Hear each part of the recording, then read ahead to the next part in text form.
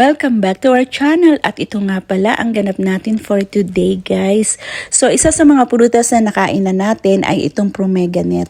Ang pomegranate guys ay isang uri ng prutas na mayaman pala ito sa vitamin B, C, and K at tinatawag itong superfood sa taglay nitong mga sustansya. So ngayon namang araw na ito ay kakainin natin itong cantaloupe. Ilalagay natin ito sa fruit shake kahalo ng iba pang mga prutas. Ito nga palang cantaloupe ay isang uri ng melon na kulay kahel. Ito ay mas sustansya kasi sa karaniwang melon.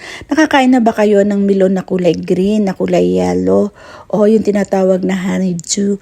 Mas mataas pala ito sa vitamin A and C at nakakatulong din sa ating immune system at kalusugan. So ngayong araw nga ito ay may pupuntahan kaming kasal.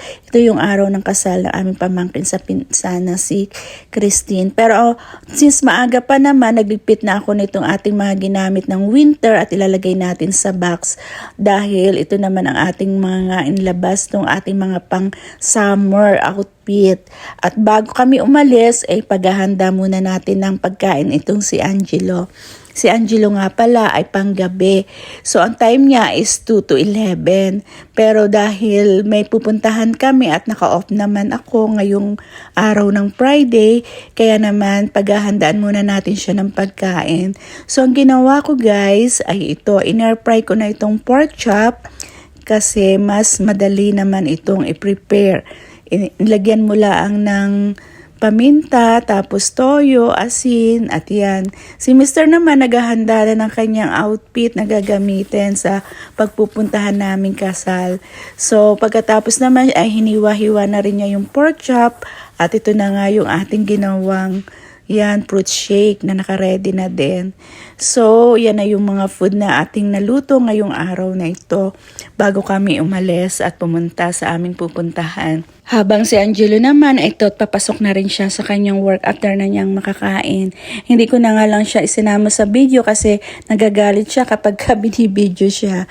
At ito nga pala yung OOTD natin for today. So hindi pa naman ito yung suot natin sa araw ng kasalan kasi ang may dress code para sa araw ng kasal. So ayoko naman papawisan ako bago pa dumating doon sa lugar na yun. So ang ginawa namin ay in-explore muna namin yung place. Mga 3 o'clock pa naman ito ng hapon at kainitan pa naman at maganda ang panahon. So 30 degrees ang temperature ng mga oras na to at ito, in-explore mo muna namin tong place ng Selkirk, Manitoba at makita namin kung ano ang meron dito sa city ng Selkirk. So, ang Selkirk, Manitoba, isang maliit na makasaysayang lungsod sa Canada, guys. At matatagpuan ito sa tabi ng Red River. Ito nga pala ay may mga population laang na 10,000.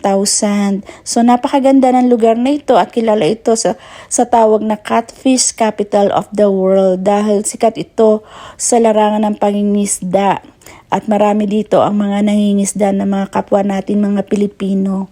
So, isa din sa paboritong pasyalan dito ay ang Selkirk Park. Isang paboritong pasyalan para sa picnic, camping at iba-iba pang water sports. So, maliit lang pero maganda yung lugar. At meron kang makikita ditong iba't ibang kainan. So kung pupunta ka dito sa lugar na ito, hindi ka naman magugutom dahil may mga kainan nga na pwede mong explore o puntahan. Pero isa dito ay syempre hindi mawawala ang McDonald's.